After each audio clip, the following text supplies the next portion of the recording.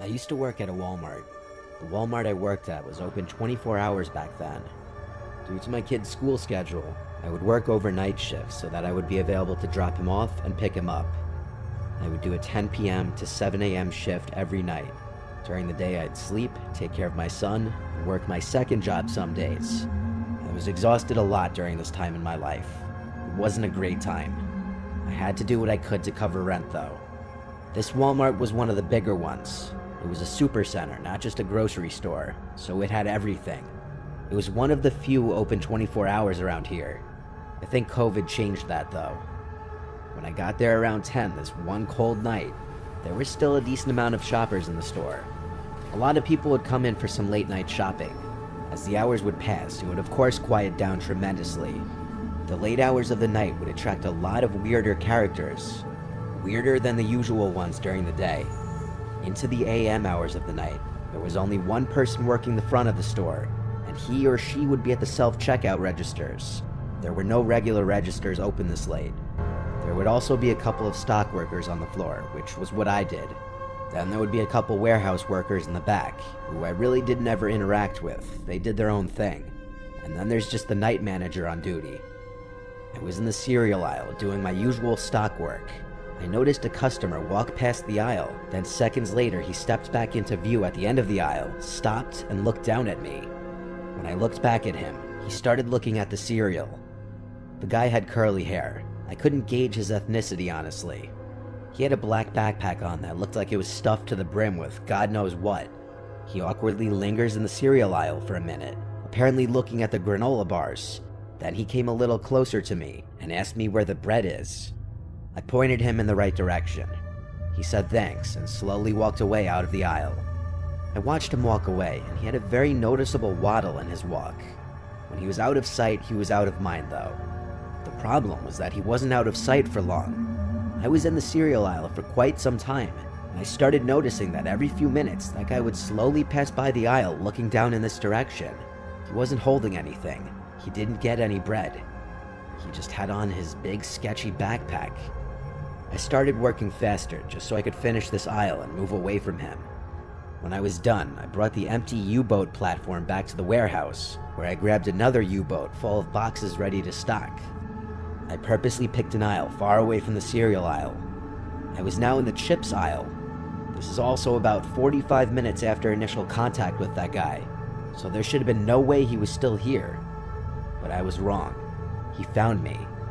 I was rotating the newer bags of chips behind the older ones on the shelf, and then I looked to my right, and that guy was at the end of the aisle, creeping again. He still had nothing in his hands. This man had been creeping around the store for almost an hour. He then finally approached me as I was dreading he would. I tried to look away until he started to speak. I don't remember word for word what he said, but basically, he said that he's been checking me out, and he couldn't resist coming up to me telling me how beautiful I am. I responded as politely as I could. I did a fake little laugh and said, "No, thank you, that's very sweet." He didn't stop there, though. He asked a bunch of personal questions like where I'm from. I gave fake answers to everything. This guy absolutely reeked, and his breath was awful. I was genuinely repulsed. He asked for my number, and I said I'm seeing someone. He said there's nothing wrong with us just being friends. To get him to leave me alone, I gave him a fake number. I then told him I really can't be talking to anyone while I'm working. He made some creepy comment before walking away, thinking he was all suave that he got my number, when in reality he was genuinely creepy and I gave him a fake number. I thought that would be the end of it. Hours went by and time felt like it was going in reverse. I wanted to go home. Then the only other stock worker on the job at that hour suddenly walkie-talkied me, saying there's some creepy looking guy asking for me. I said oh no, and then told her to tell him I left. I then basically made a beeline for the employee lounge, where I planned on hiding for a while. I made it to the lounge and then sat in one of the seats. Then the double doors opened, and in came that guy. He looked at me, and he looked angry. He yelled, "You gave me a fake number, you bitch." I think I swallowed my gum out of fear. I said, "You can't be back here, sir." He then took off his backpack and plopped it on the table next to mine. He started unzipping it as he looked at me. That's when it was time for me to go. I got up and ran past him without thinking. He tried to grab my arm, but he failed. As I ran through the store, I looked back and saw he was running after me. I ran to the front of the store and outside to my car. It was the only thing I could think to do in the moment. Alternatively, I could have tried finding the male warehouse workers in the back, or even the manager, but that was no guarantee. I got to my car and saw the man leave the Walmart looking for me. He was slow. He must have been on something. He saw my car, but it was too late. I was already driving away. I called the night manager and let him know what just went down, and that I'm not comfortable staying there tonight. I also warned him of the man with a backpack full of unknown contents. My manager told me I can't leave the place short-staffed. He said he'd call the police to make sure the man doesn't come back, and he told me to come back. I was adamant about not returning that night, though. He eventually got the message and said he'd review the camera footage, but that I need to come back tomorrow night. And I did. He allegedly notified the police the next day of the man and gave the police department the surveillance footage. I met a lot of characters working that job, but this guy was by far the scariest. I don't know what he was reaching for in his backpack. I don't want to either.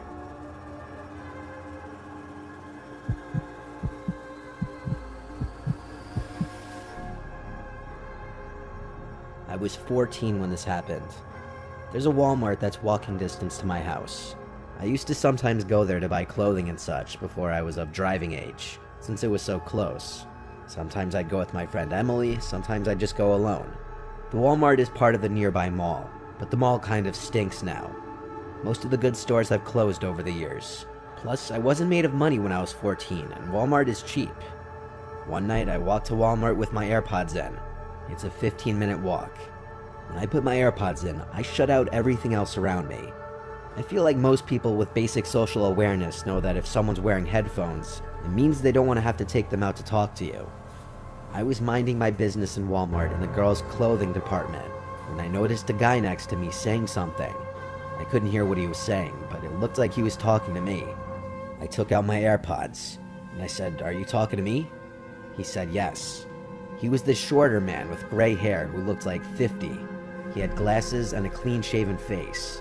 He smiled and said, "Sorry, I didn't see your headphones." Sure he didn't. He said he was just telling me how his daughter buys the same exact kind of jeans I was wearing. I had no idea why he was telling me this, but I'm a very polite person to everybody. I always have been. So I chose to be kind to him by laughing and saying, "Oh, that's funny."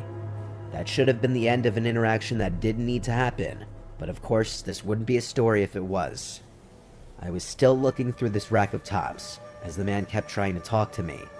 He mistook my kindness for actual interest in talking to him, clearly. He asked my age, and I said 14, and his response was unsettling. He basically said, "Oh, what a great age. So mature, but still so young." He asked my name, and for some reason I actually gave him my real name. And his response to my name was, "Wow, that's my favorite name for a girl." Next up, he asked what school I went to, and around now was when I decided to start making things up. I said I'm actually not from around here, I'm just visiting my cousin. He couldn't let it go though, and he persisted, asking where I'm from. I said I'm from out of state, keeping it vague.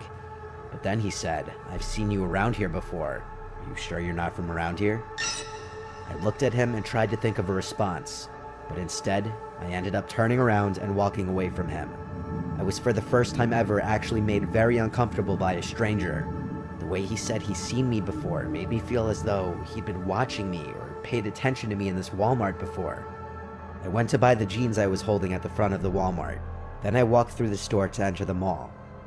It was November or December, and they had just put up the Christmas decorations, so I wanted to walk through.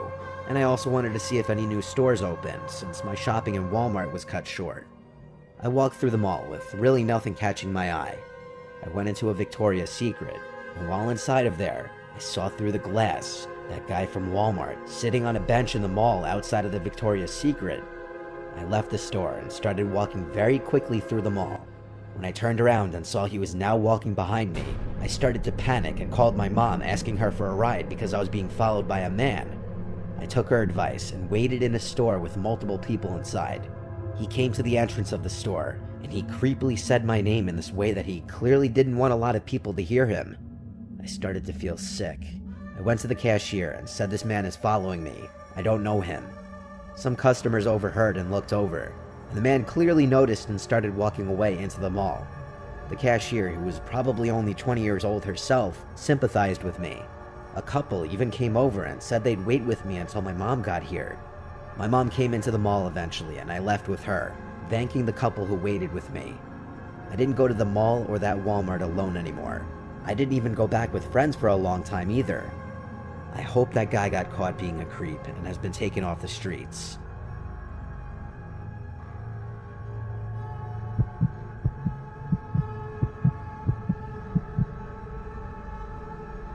My worst job ever was working at Walmart. I worked there only for a few months. I hated every minute of it, honestly. I didn't get along with a lot of my coworkers. The customers were crazy and weird, and I felt like a lot of people just generally were unfriendly. I was 24, and Walmart was my second job to make ends meet with my new apartment. Sometimes I'd work register, sometimes I'd work the desk outside the fitting room, and sometimes I'd work general sales associate. On this day, I was a general associate, walking around the place assisting customers and straightening things on the shelves. I interacted with a bunch of people that day. I still remember dealing with some of the dumbest customers I'd ever had the displeasure of interacting with, but nothing could have prepared me for who I was going to run into that day. I got a random pat on the back, and I turned around to see my ex-girlfriend Casey. She looked super happy to see me and went in for a hug. I was surprised because she didn't live anywhere near here. I asked what brought her here, and she said she heard through a mutual friend that I started working here recently. Casey and I did not leave off on good terms at all. She had been harassing me for a while since I had broken up with her, and I had to end up blocking her on everything to get her to stop. She was insanely controlling throughout our relationship, and downright obsessive, bipolar, and paranoid. And after I ended things with her, she wouldn't stop trying to contact me and meet up with me to talk things out, even though we had talked things out multiple times. She even left multiple voicemails crying. I take no joy in any of that. I don't say any of this to belittle her or make a joke of mental illness, but she has issues, and I came to learn that, and I had to tell her multiple times her behavior is not normal. Her finding out I got this job and coming to my place of work I was not okay with. Even though I hugged her back and was cordial at first in this interaction, I eventually cut the crap and said, "Why are you here?" The fake friendliness stopped here on both sides. Her face got more serious, and she started telling me that it's really messed up that I block her out of my life like this. I told her this is the exact kind of behavior that made me block her. Showing up to my job is not normal.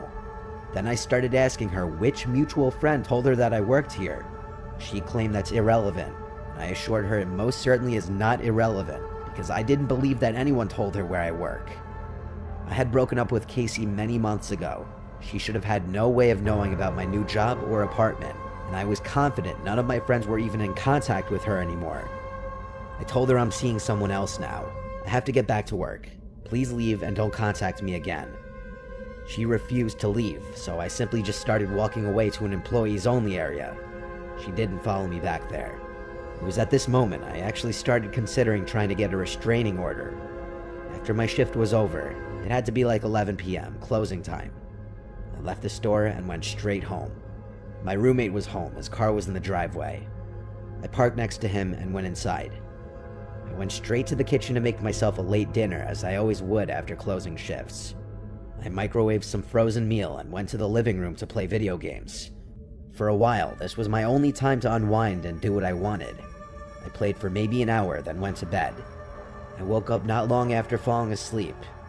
I thought I heard something. I looked up and realized my bedroom door was open. I definitely did not do that. My roommate Paul goes to bed really early because he works early, and there's no chance he'd just get up and randomly open my door. I got up and walked out into the living room. I turned on a lamp and looked around the place. I went over to the front door, and it was unlocked. What the hell was going on? I was thinking, did Paul leave? I looked out the window and saw that his car was still there. I locked the front door. Then I went to his bedroom door and tried opening it. It was locked. I knocked on the door lightly once, and he didn't respond, so he was asleep. I was genuinely confused. I went out front and looked under the pot where we kept a hidden spare key. It wasn't there. My heart was in my throat at this point. The only person in this world besides Paul and my family who knows that I like to hide a spare key outside is Casey. I checked at least 5 times under the pot. even checking the surrounding area on the chance that maybe he was kicked out of place or something. I went back inside the house and shut the front door. I went to the knife holder in the kitchen, and the biggest knife was missing. My phone was still in my bedroom. I had to be smart about this. I tiptoed to my bedroom door until I was close enough to grab the doorknob as fast as I could and slam it shut from the outside. I screamed as loud as I could for Paul. He erupted from his room, obviously confused, and there were suddenly bangs on the bedroom door from the other side, along with Casey's voice saying, "I'm sorry, let's talk." I held the door closed with all my might as she kept trying to pull it open. Paul called the police as I held the door. After a few minutes of this, Casey stopped trying to pull the door open, and she was hysterically crying on the other side of the door. Finally, the police arrived and came inside. I moved away from the door. The officers made sure Casey dropped the knife before she came out. She was of course arrested, and I didn't even have to press charges. She was charged by the state for, I believe, burglary in the 2nd degree, and she's currently serving a pretty lengthy prison term for this. I'm honestly shocked she didn't get charged for attempted murder. It's a sick situation all around. I don't know when she'll be out. I'll have been long moved out of this place by then. My biggest regret is not catching the red flags with her early on.